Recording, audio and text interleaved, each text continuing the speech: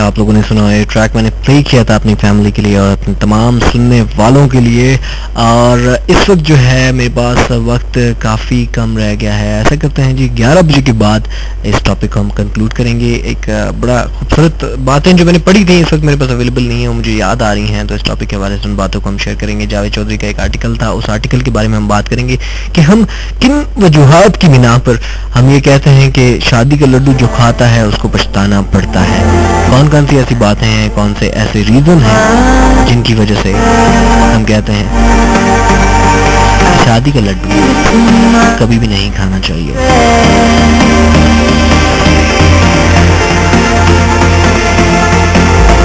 11 बजे के बाद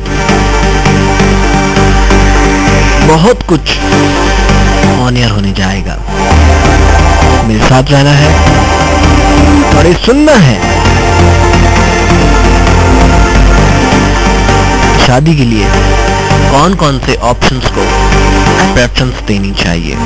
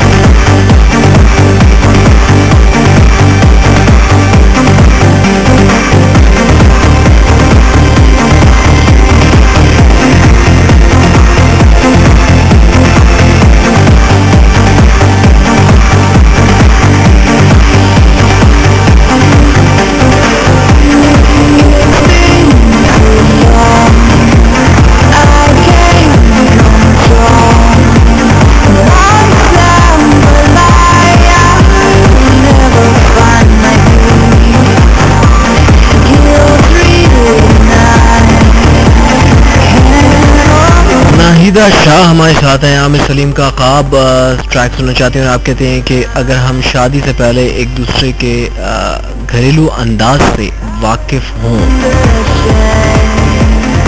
तो फिर हमें कभी भी पछताना नहीं पड़ता, क्योंकि हम पहले से ही उसमें एडजस्ट होकर आ जाते हैं। जो चीज़ें हमारी रिक्वायरमेंट होती हैं वो सारी रिक्वायरमेंट्स हम अपनी माइंड में बिठा कर आते हैं और हमें पता होता है कि यहाँ पर हमें कौन कौन सी चीज़ें मिल सकती हैं और कौन कौन सी चीज़ें नहीं मिल सकती हैं।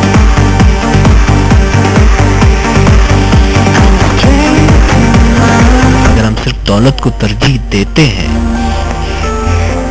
और हम उस बंदे को नहीं देखते, उस बंदे के किरदार को नहीं देखते, तो आगे चलकर ये शादी बर्बादी और तबाही का बाइस बन जाती है। बिल्कुल सही बात है नाहिदा शाह, आपने बिल्कुल ठीक कहा। ज़ारा गुल हमारे साथ हैं। ज़ारा गुल कहती हैं कि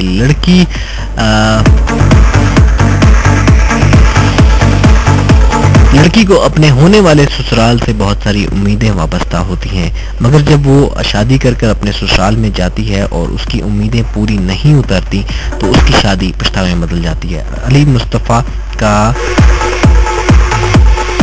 का होते विछोड़ियाँ, ये कुछ आपने लिखा हुआ है, इसी तरह का कोई ट्रैक है।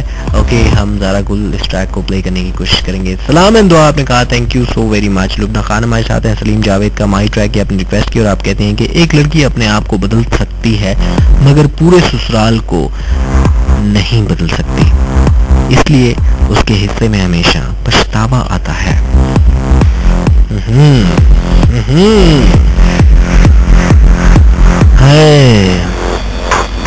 शादी के लड्डू के बारे में तो सलीम बड़े नेगेटिव तासुरात आए हैं लोगों के। चलिए लोगों को थोड़ा सा गाइड करेंगे कि क्या होना चाहिए। और ये लड्डू अगर हम खा भी लेते हैं तो हम क्यों पछताते हैं? पछतावे को हम खुशी में तब्दील कैसे कर सकते हैं? उन लोगों के लिए जिन्होंने अभी तक ये डिसीजन नहीं लिया या जिन्होंने अभी तक ये लड्डू नहीं खाया, बड़ी इंपॉर्टेंट बातें हैं, लेकिन उसके लिए आपको इंतजार करना पड़ेगा 11 बजे का। एक जबरदस्त सा ट्रैक प्ले करने जा रहा हूँ। आज मैंने काफी ट्रैक्स प्ले किए हैं और मेरी ये कोशिश है कि आज का शो जो है म्यूजिक ओरिएंटेड हो, लेकिन 11 बजे के बाद कुछ कम ट्रैक्स चलेंगे क्योंकि हमने कॉलम प्ले करना है और एक बहुत ही ज़बरदस्त कॉलम मेरे पास अवेलेबल है, जो कि मैंने तकरीबन लास्ट से लास्ट शो में भी कहा था कि ये कॉलम मैं ऑन एयर करूँगा, लेकिन टाइम की वजह से मैं वो कॉलम ऑन एयर नहीं कर पाया। वाई मी कॉलम का जो टाइटल है उसका नाम है वाई मी, मतलब मैं क्यों।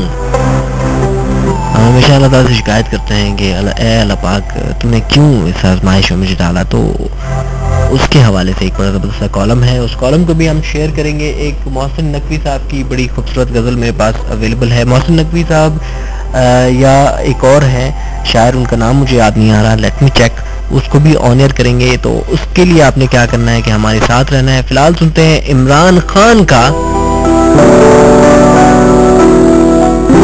बेवफा।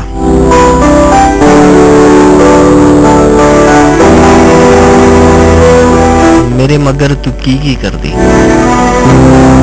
इसका मतलब है कि मेरे पीछे तुम क्या क्या करती हो।